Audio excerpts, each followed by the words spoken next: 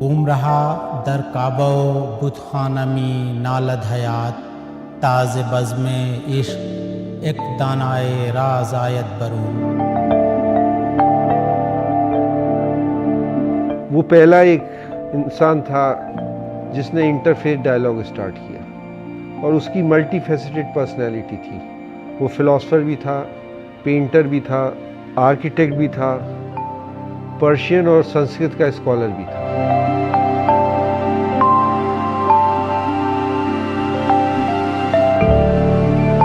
تاریخ گواہ ہے کہ شاہان مغلیہ کشور ہندوستان ہوش مند سیاستداں، اعلیٰ درجے کے علم پرور اور ادب نواز رہے ہیں، جہاں ان شہنشاہوں نے کابل سے اورنگ آباد تک حدود سلطنت کی وسعت اور کشادگی کے لیے شجاعت اور بہادری کی ناقابل فراموش داستانیں نقش کیں۔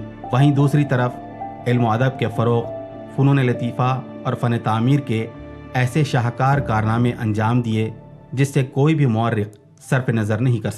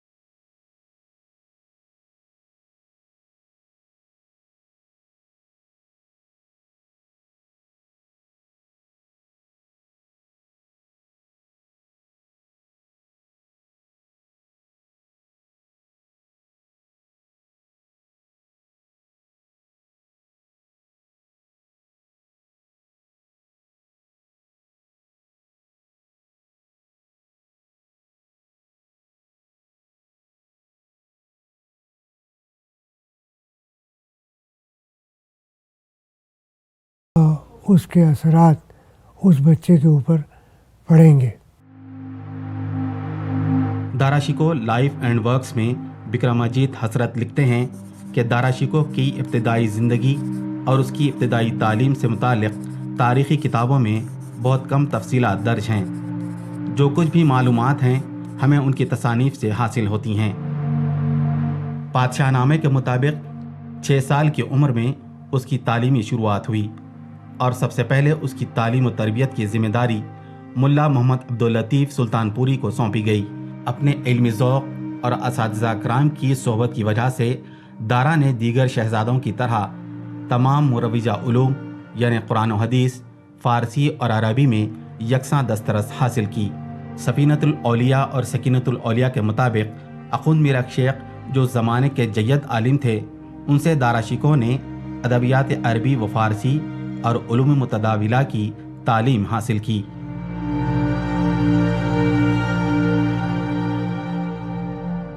اس کے علاوہ اس نے میاں میر اور ملا شاہ بدخشی جیسے جدید علماء سے بھی کسب فیض کیا۔ اس نے خواجہ معین الدین چشتی اجمیری اور حضرت میاں میر جیسے صوفیاء کرام کے فیوض و برکات کے سبب اپنی زندگی میں رونما ہونے والی تبدیلیوں کا اعتراف کچھ اس طرح سے کیا ہے کہ روحانی بزرگوں کے تئیں عقیدت مندی کے بغیر اس کا زندگی بسر کرنا محال ہے۔ بڑے بڑے گرو جو تھے، جو بنارس اور الہ آباد میں تھے، کاشی نگری میں تھے، پریاگ میں تھے، ایودھیا میں تھے، ان سب سے اس نے مباحثہ کیا اور اس کے بعد ایک نتیجے پر پہنچا جس نے اس نے کتابوں میں اپنی لکھ دیا۔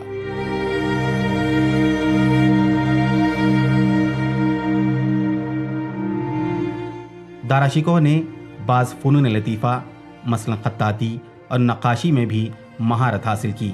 اس نے خوش نویسوں کے نمونوں اور مغل بادشاہوں اور شہزادوں کی تصاویر کا ایک نادر ذخیرہ تیار کیا اور اسے اپنی رفیق حیات نادرہ بیگم کو تحفتاً ایک بسیط مقدمے کے ساتھ پیش کیا۔ یہ ذخیرہ اس کے نفیس اور بلیغ ہونے کے ساتھ ساتھ فنون لطیفہ کی جمالیات سے واقفیت کی عمدہ مثال ہے۔ یہ جو مغل ایمپررز سبھی آرٹ اور کلچر کے بڑے دلدادہ تھے، تو یہ وراثت دارا شکوہ کو ملی۔ اچھا، ایک اور چیز تھی کہ تمام پرنسز کو ایک کام سکھایا جاتا تھا، وہ ہوتا تھا خطاطی کا۔ ان کا بہترین خط تھے دارا شکوہ کے خطوط کے نمونے national museum Delhi, Raza library Rampur اور بہت سے ایسے جو کلیکشنس ہیں، British library London, British museum London, اس میں آپ کو مل جائیں گے جو دارا شکوہ نے اپنے ہاتھ سے وہ رباعیاں لکھی ہیں۔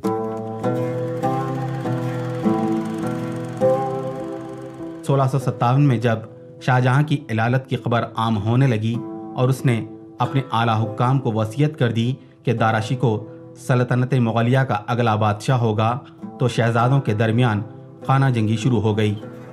لیکن اورنگزیب عالمگیر جو سپہ سالار کی حیثیت سے کافی تجربہ حاصل کر چکا تھا، اسے قطعی گوارا نہ ہوا کہ سلطنت کی باغ ڈور دارا شکوہ کے پاس رہے۔ چنانچہ مراد اور اورنگزیب کی متحدہ فوج نے 1658 میں شاہی افواج کو شکست دی۔ بالآخر سامو گڑھ میں تمام وسائل بروکار لانے کے باوجود دارا شکست سے دوچار ہوا اور تخت و تاج سے محروم ہو گیا۔ پھر بقیہ فوجوں کے ساتھ لاہور جا پہنچا۔ دارا شکوہ کو جب بازیابی کی کوئی صورت نظر نہیں آئی تو اس نے ایران کا قصد کیا اور ملتان ہوتے ہوئے قندھار جا پہنچا۔ افغان سردار ملک جیون نے نہ صرف دارا شکوہ اور اس کے صاحبزادے کو قید کیا بلکہ اسے اورنگزیب کے سپہ سالار بہادر خان کے حوالے کر دیا اور اسے دہلی لایا گیا۔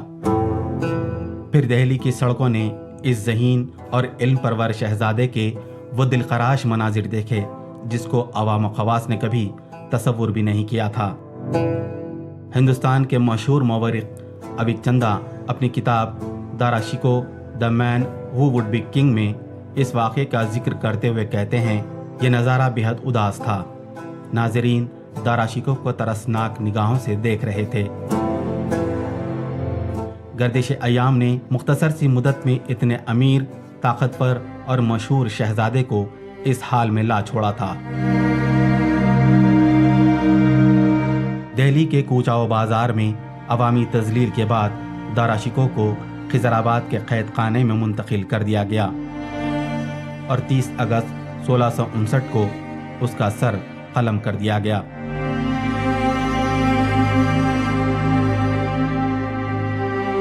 زمانے کی ستم ظریفی تو دیکھیے کہ سیاسی قتل کو مذہبی احکام کی پابندی کا اعتبار بخشا گیا۔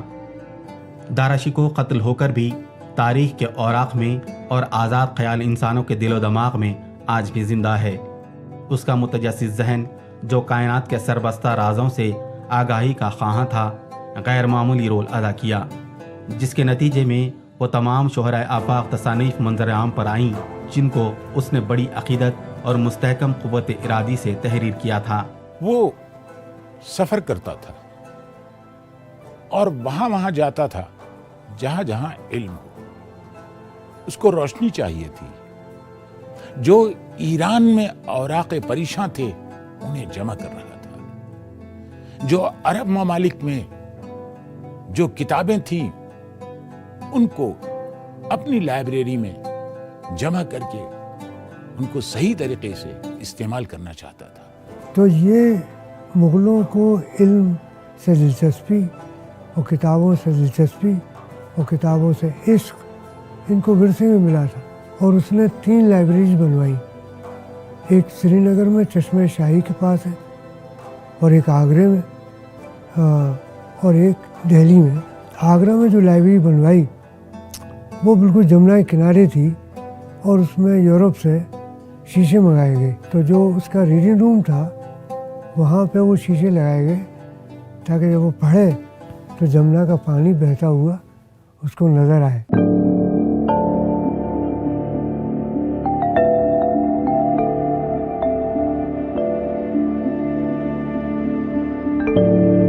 یہ کتاب دارا شیکو کی سب سے پہلی تصنیف ہے، جس میں اس نے کل 33 اکابر صوفیاء کے حالات زندگی کو نہایت ہی عقیدت کے ساتھ پیش کیا ہے۔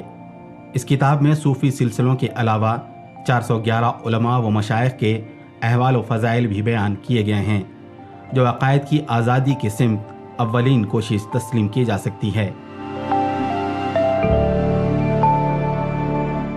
یہ کتاب دارا شیکو نے 28 سال کی عمر میں 1648 میں لکھی۔ تبصرہ نگاروں کا کہنا ہے کہ یہ کتاب بھی اسی فیضان کا نتیجہ ہے جو دارا شیکو کو اس کے پیر و مرشد میاں میر اور ملا شاہ بدخشی کی صحبت سے حاصل ہوا تھا۔ اس رسالے کو دارا شیکو نے میدان طریقت کے 9 واردوں کے لیے تصنیف کیا تھا۔ اس میں دارا نے مشورہ دیا ہے کہ ایک عارف کو مکمل معرفت کے لیے کس طرح کی صوفیانہ تعلیمات حاصل کرنی چاہیے اور کن کن مراحل سے گزرنا چاہیے۔ وقت گزرنے کے ساتھ ساتھ دارا کی شخصیت میں موجود رواداری کا دائرہ بھی وسیع سے وسیع تر ہوتا گیا۔ اس سلسلے میں اس نے اپنی اس تصنیف میں تمام مذاہب میں ہم آہنگی پیدا کرنے کی کوشش کی ہے، اور اپنے دینی نظریات کی تعویل و تشریح بھی پیش کی ہے، اور ان تمام اعتراضات کے جوابات دینے کی کوشش کی ہے جن کی وجہ سے علماء نے اس کے دینی عقائد و نظریات پر اعتراضات کیے تھے۔ ہندو گرنتھوں سے متعلق جب دارا شیکو کی دلچسپی اور شغف میں اضافہ ہوا تو اس نے بنارس کے پنڈتوں کی مدد سے 50 اپنشدوں کا فارسی میں ترجمہ کیا اور اس کا نام سر اکبر رکھا، جو اس کی وسیع النظری کی جیتی جاگتی مثال ہے۔ وہ حقیقت کو جاننا چاہتا تھا، اور اس کے بعد جو آیات قرآنی ہیں ان کو دیکھنا، ان کو پرکھنا اور ایک مطالعہ کرنا آسمانی کتابوں کا، اور اس کے بعد اس سر اکبر کو تلاش کرنا، یہی اس کا جذبہ تھا۔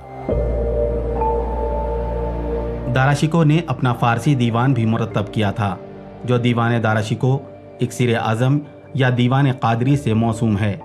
یہ دیوان غزلیات و رباعیات پر مشتمل ہے، اور تمام منظوم کلام میں صوفیانہ فکر و خیال کی عکاسی کی گئی ہے۔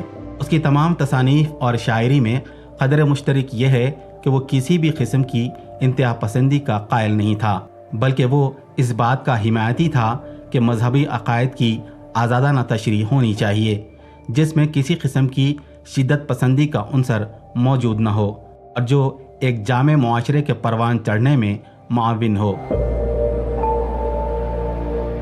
دارا شیکو کی یہ کتاب اس کی وسیع النظری اور آزادانہ فکر کی عمدہ شاہکار ہے۔ اس نے اس کتاب کے ذریعے اسلامی تصوف اور ویدانت کو ہم آہنگ کرنے کی کوشش کی ہے۔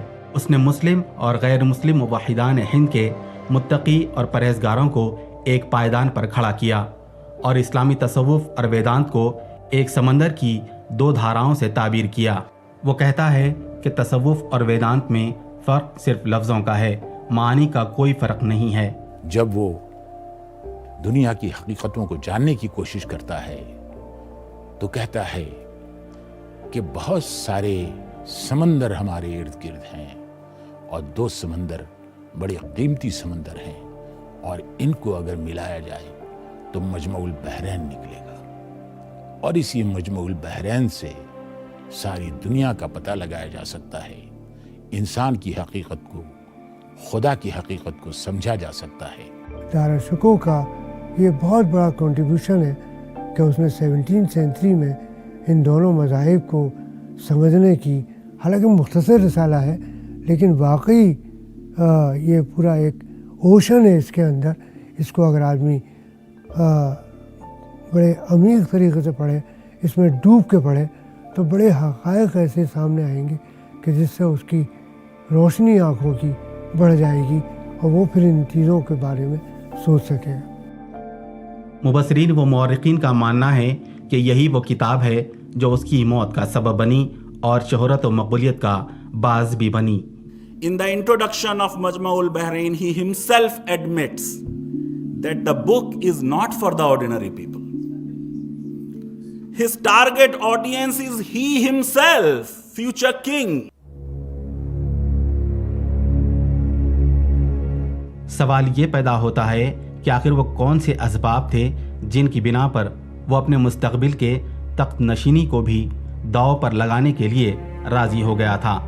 आखिर कौन सी कुव्वत थी जो दारा शिकोह के पसे पुश्त कार फरमा थी? इसका जवाब सिवाय इसके और कुछ नहीं है कि दारा शिकोह की शख्सियत में तजस्सुस के अनासिर हद दर्जा मौजूद थे। उसका मुतजस्सिस ज़हन मज़हब, खुदा और फ़लसफ़े के ज़िमन में पेश किए जाने वाले सतही दलाइल से मुतमईन नहीं होता था। इसके बरक्स वो उन रुमूज़ तक रसाई के लिए किसी भी हद से तजावुज़ के लिए आमादा रहता था। यही वो वजह है कि वो इन रुमूज़ से आगाही के लिए मज़हब और मुआशरे की तंग सरहदों से आगे निकलकर दूसरे मज़ाहिब के दानिशवरों की मदद का तलबगार हुआ। वो चाहता था कि उन आसमानी किताबों का मुतालिया किया जाए जिसमें हकीकत अबदी नेहा है, और इसी हकीकत को जानने के लिए वो तमाम उन मदारिस के पास जाता था जहाँ से उसको इल्म हासिल हो सके। और यही वजह थी कि वो सूफिया किराम के पास नहीं गया सिर्फ, बल्कि वो पंडितों के पास भी गया। दरअसल दारा शिकोह उखुव्वत व भाईचारगी, अमन व आश्ती का हकीकी अलमबरदार और गंगा जमनी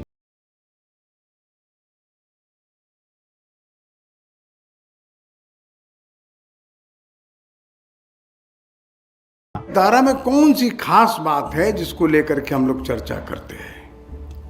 वो खास बात यह है कि दारा ने बंद डायलॉग को शुरू कराया। जो सबसे बड़ा उसका जो इम्पोर्टेंस वो ये है, वो कोशिश में था ये 2 बड़े ग्रुप जो देश में हैं इनके बीच में डायलॉग होना चाहिए। बकौल काजी अब्दुल सत्तार, वो एक तहजीब, एक तमद्दुन और एक कल्चर को जिंदा करने के लिए उठा था, लेकिन तकदीर ने उसके हाथ से कलम छीन लिया और तारीख ने उसके औराक पर स्याही फेर दी। तो ये तमाम जो दारा शिकोह की कोशिश थी वो मज़ाहिब को समझने के लिए, सूफिया को समझने के लिए, उनकी तालीमात को समझने के लिए, ताकि हम इस पूरे लिटरेचर से अपना एक जहन बना सकें और हम जो लोग हैं उन्हें कंट्रीब्यूट कर सकें और आने वाली जो जनरेशन्स हैं उससे वो फ़ायदा उठा सकें।